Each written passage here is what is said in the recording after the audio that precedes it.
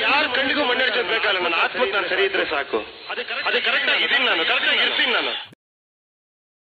ಎಲ್ಲ ನನ್ನ ಕರುನಾಡ ಜನತೆಗೆ ನಮಸ್ಕಾರ.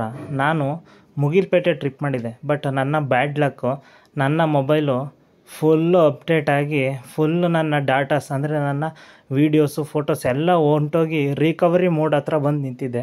ಬಟ್ ಆದರೂ ಸೇಫ್ಟಿಗೆ ನನ್ನ ಫ್ರೆಂಡ್ ಮೊಬೈಲಿಂದ ಕೆಲವೊಂದು ವೀಡಿಯೋಸ್ ತೆಕ್ಕೊಂಡಿದ್ದೆ. ಅದನ್ನೇ ನಾನು ನಿಮಗೆ ಈಗ ಅಪ್ಡೇಟ್ ಮಾಡ್ತಾಯಿದ್ದೀನಿ. ಬನ್ನಿ ನಮ್ಮ ಪಯಣ ಮುಗಿಲ್ಪೇಟೆ ಕಡೆಗೆ ಹೋಗ್ತಾಯಿದ್ದೀವಿ. ಹೇಗಿದೆ ನನ್ನ ಪಯಣ, ಯಾವ ರೀತಿ ಸಾಗುತ್ತೆ, ಹಾಗೆ ನಮ್ಮ ಜೊತೆ ಯಾರ್ಯಾರು ಸಿಗ್ತಾರೆ ಎಲ್ಲ ನಿಮಗೆ ಈ ವಿಡಿಯೋದಲ್ಲಿ ನಾನು ತೋರಿಸ್ತಾ ಇದ್ದೀನಿ. ನಾವು ಹೋಗಿದ್ದು ಬೆಳಗ್ಗೆ 6:30.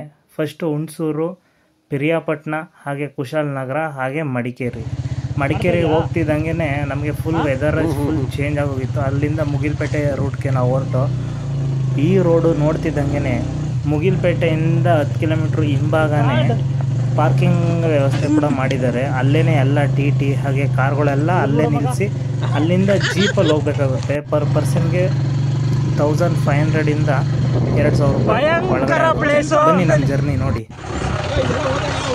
ಹೇಳ್ತೀನಿ ಎಲ್ಲ.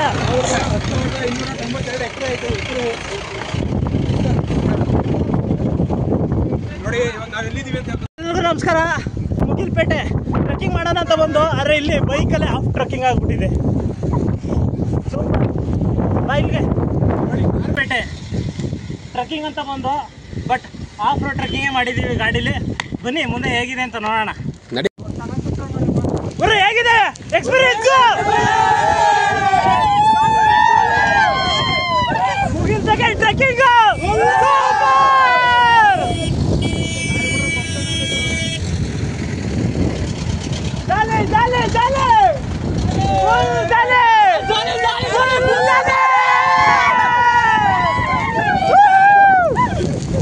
ಗುರು, ಮೋಡಗಳೇ ತುಂಬಿರುತ್ತಲ್ಲ ಆ ಜಾಗಕ್ಕೆ ಬಂದಿದ್ದೀವಿ.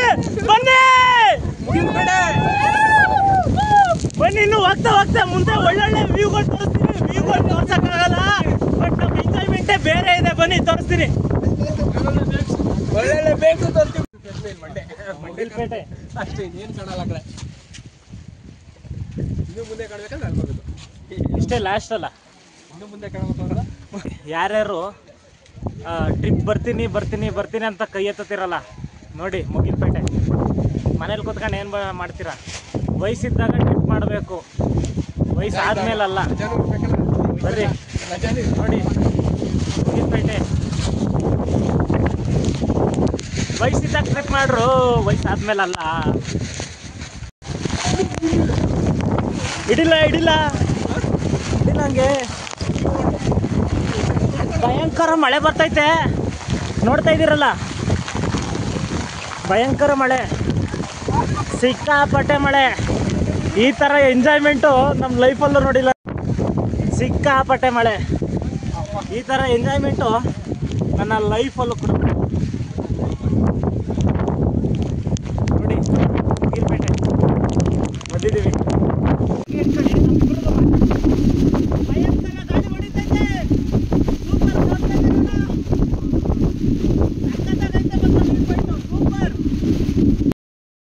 ಎಲ್ಲ ನೀವು ಕಟ್ಟಿದ ಹೆಸರು, ಎಲ್ಲ ನೀವು ಕೊಟ್ಟ ಆಸ್ತಿ, ಎಲ್ಲ ನೀವು ಕೊಟ್ಟಂಥ ಕರುಣೆ